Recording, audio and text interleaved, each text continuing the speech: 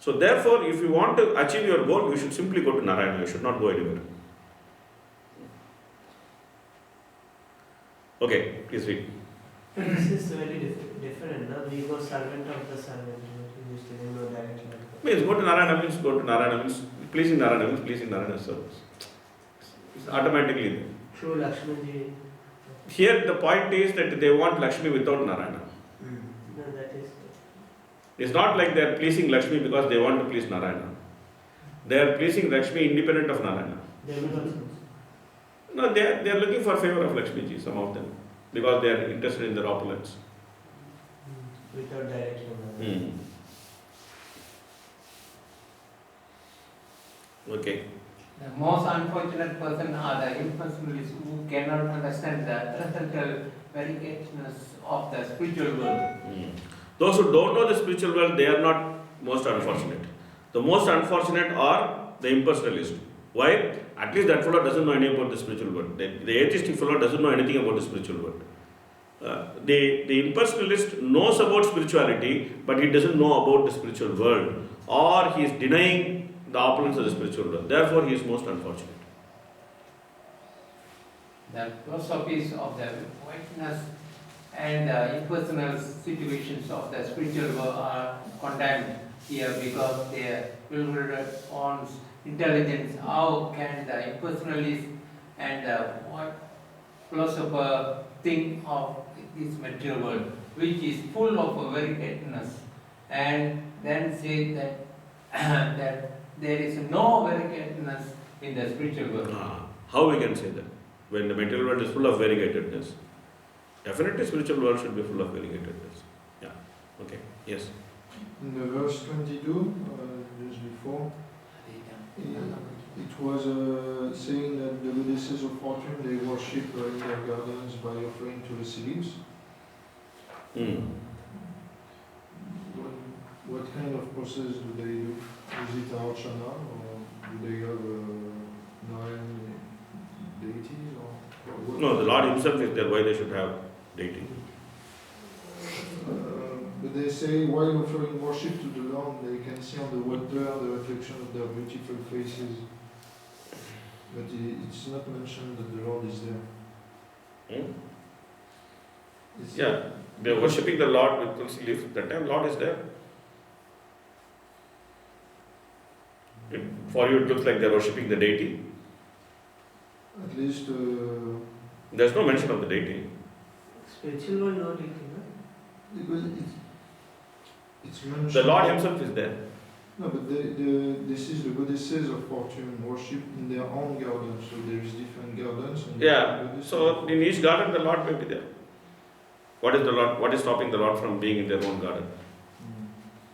So when we tell about the process of archana, we also it involves when the Lord is moving, taking the fan, offering to the seeds and so on. Yeah.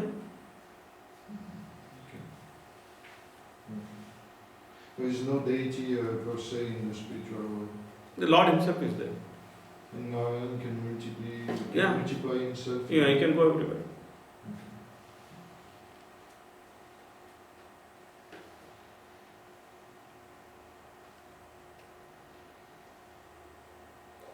Okay, please read. Trying to understand the spiritual or and the spiritual activities of the Lord, people are more interested in political and economic developments. They hold many conversations, meetings and discussions to solve the problem of this worldly situation, where they can remain for only a few years, but they are not interested in understanding the spiritual situation of the Vaikuntha world. If they are at all fortunate, they become interested in going back home, back to Godhead. But unless they understand the spiritual world, their root is in its material darkness that continues. So this is what we discussed in the beginning, that we should get captivated by the information of Vaikuntha. We should get captivated by this information of Vaikuntha. We should understand that this is not a description of some place which does not belong to us. Most of the time when we read such descriptions, we think that okay, Vaikuntha is there, somewhere it is there. is there, the description is there, we are reading, but actually this is our place. It's a description of our home. This is what we are supposed to be.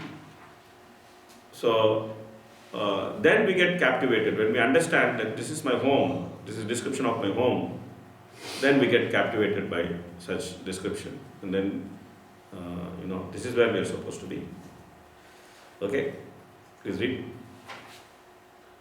Brahma and other demigods have much better material bodies than human being. Yet the demigods, including Brahma, nevertheless desire to attain the human form of life because it is specifically meant for the living entity who can attain transcendental knowledge and religious perfection. It is not possible to go back to Godhead in one life, but in the human form one should at least understand the goal of life and being Krishna consciousness. In the Chaitanya Charitamrita, the devotee's desirable qualities are described to be 26 in number. They are stated as follows. He is very kind, he does not quarrel with anyone, he accepts Krishna consciousness as the highest goal of life, he is equal to everyone. No one can find fault in his character. He is magnanimous, mild, and always clean, internally and externally. He does not profess to possess anything in this material world. He is a benefactor to all living entities. He is peaceful and he is a soul completely surrendered to Krishna. He has no material desire to fulfill. He is meek and humble, always steady, and has conquered the sensual activities. He does not eat more than required to maintain body and soul together.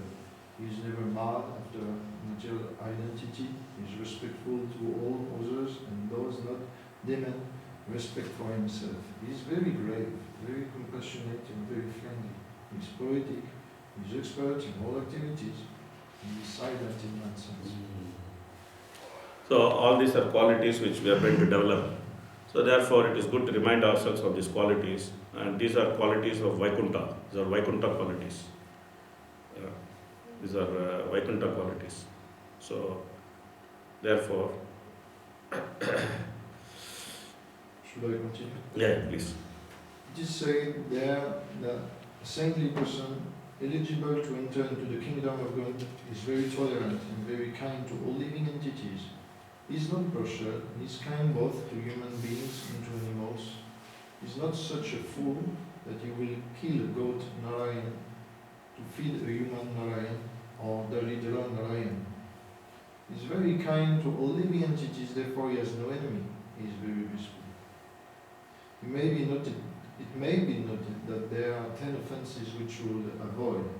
The first offense is to decry persons who try in their lives to broadcast the glories of the Lord. People must be educated in understanding the glories of the Supreme. Therefore, the devotees who engage in preaching the glories of the Lord are never to be decried. It is the greatest offense. Furthermore, the holy name of Vishnu is the most auspicious name, and his pastime are also non-different from the holy name of the Lord. There are many foolish persons who say that one can chant Hare Krishna or chant the name of Kali or Durga or Shiva, but because they are all the same. If one thinks that the holy name of the Supreme Personality of Godhead and the names and activities of the other gods are on the same level, or if one accepts the holy name of Vishnu to be a material sound vibration, that is also an offense. 1 minute, Prabhu. These offenses are a little bit different from the Brahma. Same thing. Because here it is. Prabhupada has elaborated it, that's it. Achha. What is different till now, what we have read, what is Holy different? name of Vishnu and past tense are not different from holy name of the Lord in second offense. Holy name of Vishnu is material sound vibration. No, this is all he is saying that one should not consider the names of demigods like Brahma and Shiva to be equal to or independent of the name of Lord Vishnu. That's what he is explaining. Yes, but he also adds this. Yeah, he is giving a more detailed explanation of the offenses. That's the reason why I highlighted, because here we all know 10 offenses, but here Prabhupada gives a more detailed explanation of each offense. So therefore it is interesting to read. Mhm. The third offense is to think of the spiritual master who spreads the glories of the Lord as an ordinary human being. So from furthermore to where he starts the third offense is just explanation of the second offense. The fourth offense is to consider the Vedic literatures, such as the Puranas or other transcendently revealed scriptures, to be ordinary books of knowledge. The fifth offense is to think that devotees have given artificial importance to the holy name of God. The actual fact is that the Lord is none different from His name. The highest realization of spiritual value is to chant the holy name of God as prescribed for the age. Hare Krishna, Krishna Krishna, Hare Hare, Hare Ram, Ram Ram, Hare Hare. Sixth offense is to give some interpretation on the holy name of the Lord. The seventh offense is to act sinfully on the strength of chanting the name of God. It is understood that one can be freed from all sinful reactions simply by chanting the holy name of God. But if one thinks that he is therefore at liberty to commit all kinds of sinful acts, that is a symptom of offense. The eighth offense is to equate the chanting of Hare Krishna with all other spiritual activities, such as meditation, austerity, penance, and or sacrifice. They cannot be equated at any level. The ninth offense is to specifically glorify the importance of the holy name before persons who have no interest. The 10th offense is to be attached to the misconception of possessing something or to accept the body as oneself, which executing the process of spiritual cultivation.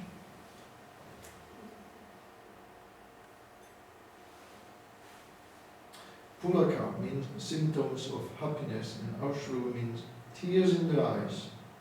Chaitanya Charitamrita suggests a nice remedy in this connection.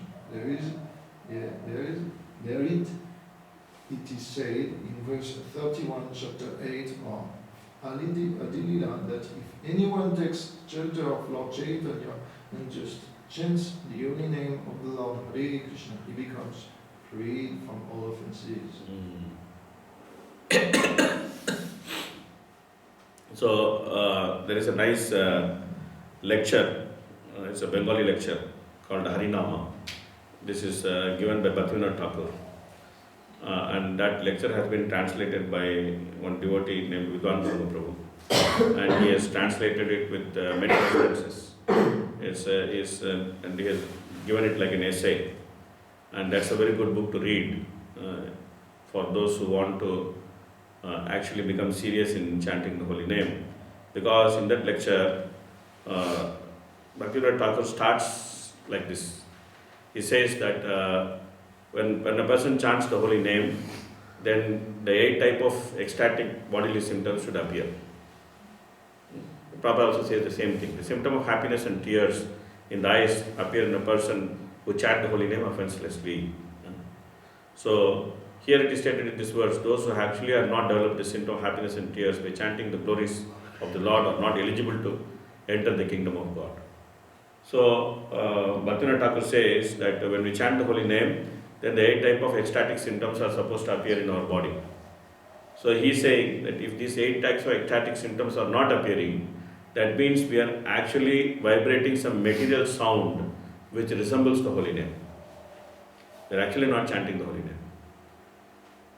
Because the holy name is spiritual, and offenseless chanting of the holy name should produce that ecstatic symptoms. And then he goes on to explain very elaborately about each offense, the remedy for the offense, and so many different things he explains. So it's a good essay for those who are interested to actually read. It's a very elaborate work. It's done with many references also. It's very good to read. Could you share that work? Yeah, I can send to. Is there in Rupa Raghunath? Is there Rupa Raghunath? Oh, I heard Prabhupada say to the chanting to get the taste. Prabhupada takes time to 30 years to get a real taste for the chanting. Prabhupada himself, after the 30 years. Yes. There was 8 kinds of emotional symptoms. There should be a similar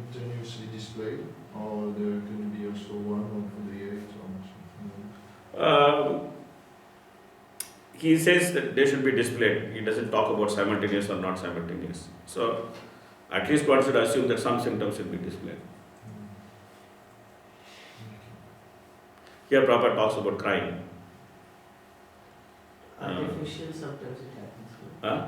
Sometimes sentimentally also it happens. Yeah, that's called chaya bhav. It's like it's reflection of bhav. It's not actual. How would Like sometimes somebody cries and chants, Yeah. and you are seeing why he is crying. He's simply crying for material sense gratification, or loss of material sense gratification, material misery. That okay, why are you crying, my dear? Because I have cancer, so I am crying. I want to get rid of this cancer. So this is not real crying. They are simply crying for the body. Some people cry like this.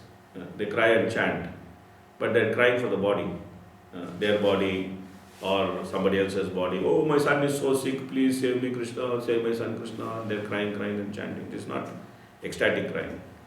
They is simply bodily consumption crying. How would you consider the sentence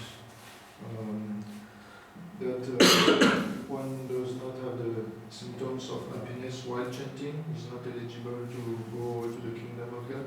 Yeah, it's a fact, no?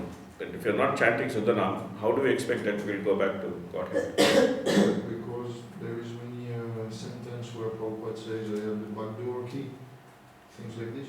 What is that? He has the key of the back door. So Yeah. if you follow Yeah, it, so that this is the back door.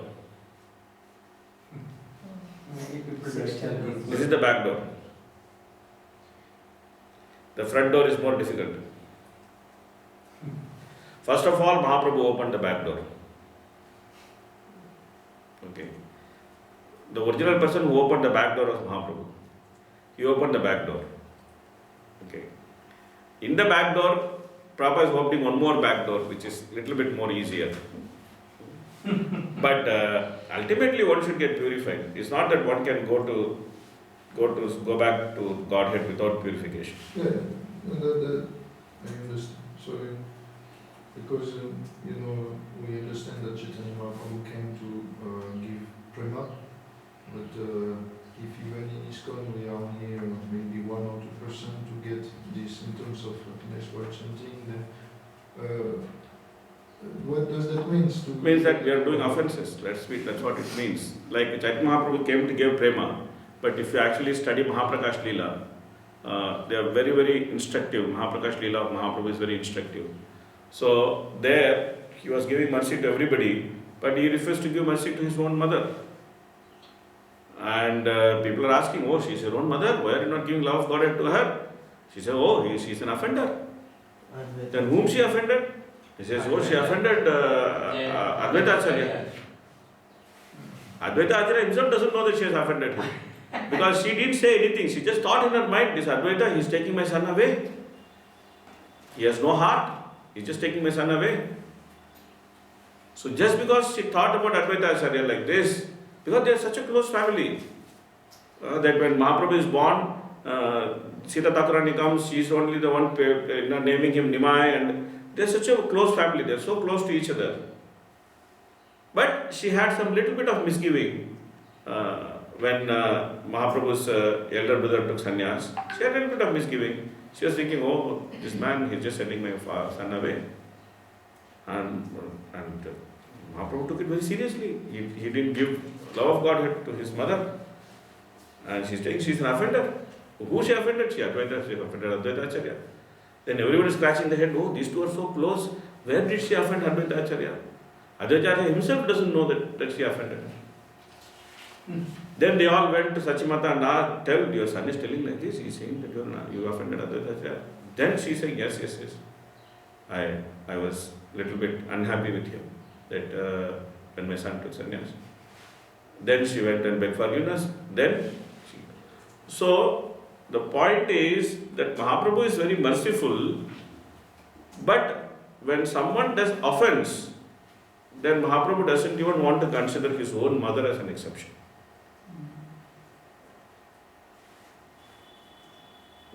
Same thing with Gopal Chapal also, that leper.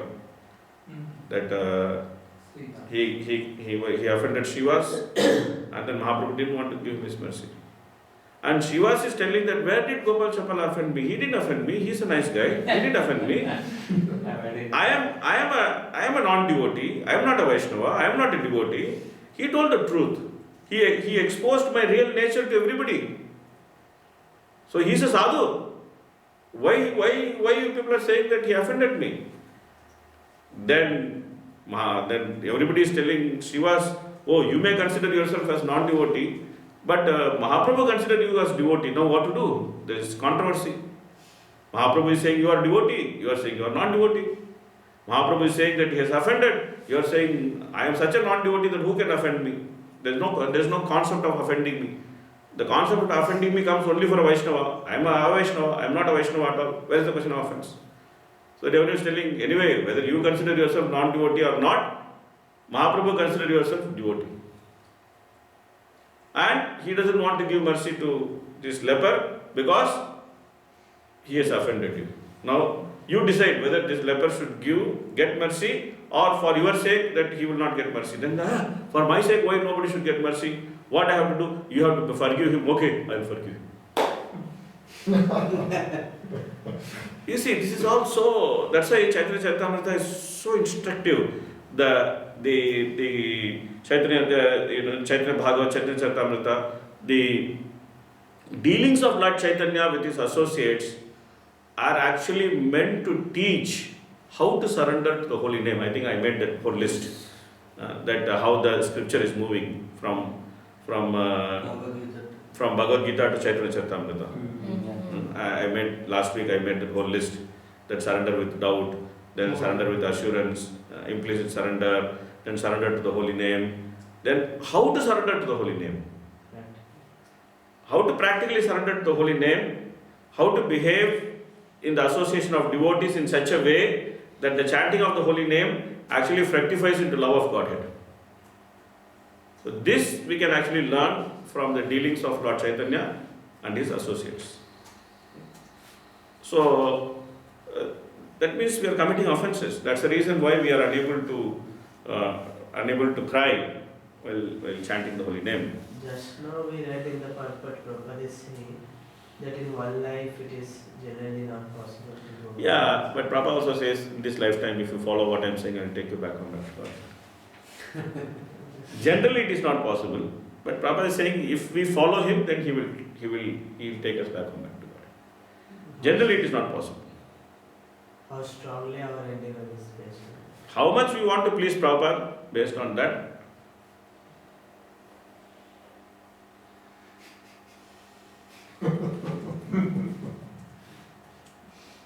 Why laughing? Because the conclusion is nice. No? Why you are not satisfied?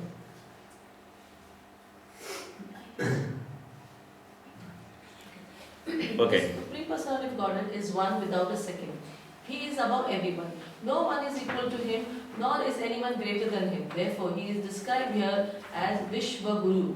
He is the prime living entity of the entire material and spiritual creation and is Bhavanaika Vandya. Bhuvanaika Vandyam. The only worshipable personality in the three worlds. The sages felt an unprecedented happiness because Vaikuntha was not predominated by an ordinary man. So they felt very happy that they actually come to Vaikuntha. They felt that. Okay, now we should read translations. But I'm in half mind whether to read translation or take a break. We can take a break. Already it's 12 o'clock. Take a break for 10 minutes. Then we'll come back and take this section, which is like now the pastime is starting. Hare Krishna, Krishna Krishna, Hare Hare. Hare Rama, Hare Rama, Hare Hare. Yesterday till which verse we read? Close. Yesterday I think we read till 15 or 34, no? 24. 34. 24. 34. Prabhuji, will we finish this chapter today? And then because we have 16, 17, 18, 19. Char all. Only 2 days remaining.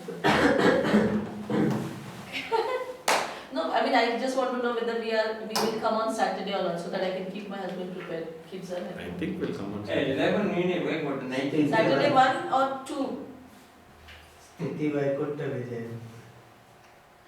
I think we will come on Saturday, but I don't know. It depends. The way we are going, I think we'll have full session on Saturday.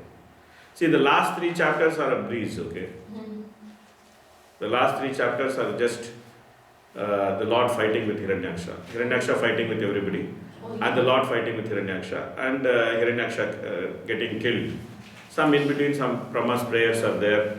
Something is there. But it is not like heavily philosophical kind of chapter which requires like huge amount of discussion, etc.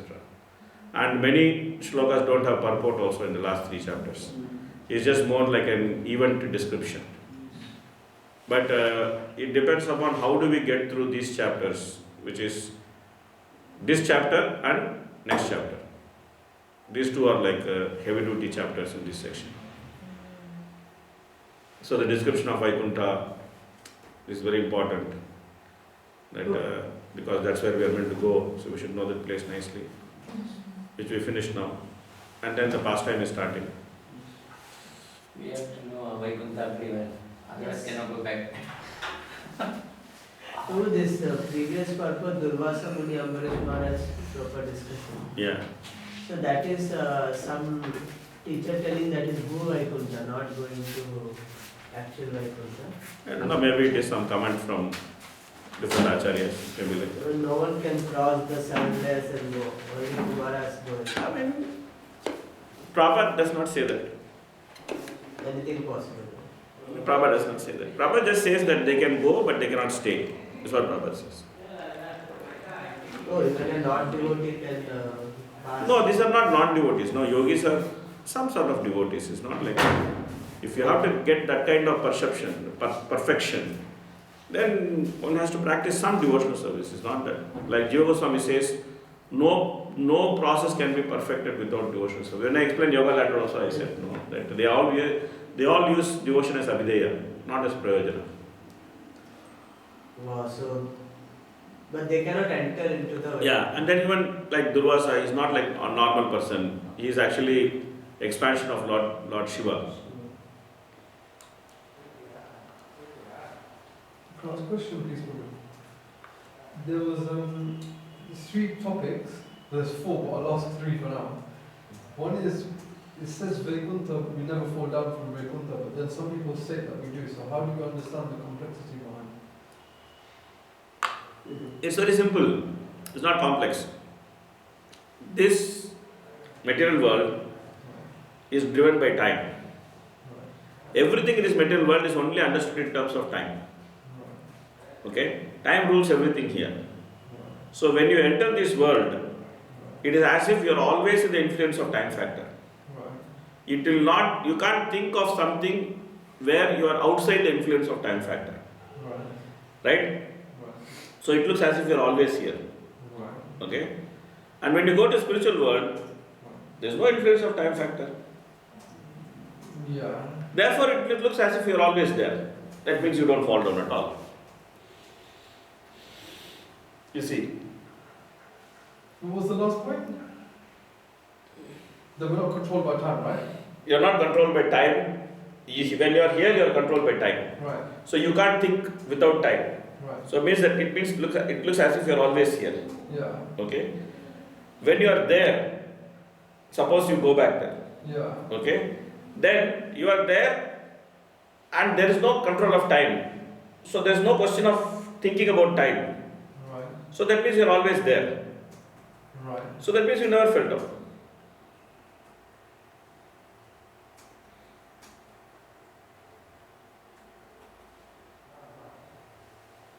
But that's what you mean by a stage of not being controlled by time. Is that what you mean? Yeah? So you mean that once we're at the stage of not being controlled by time, Yeah. then it means that we can't fall down. It means that it's as if you never fell down. But that's just like playing it, a scenario to ourselves as opposed to actually falling Arey, down. you see, I'll explain to you. Okay, let us see if we can get this.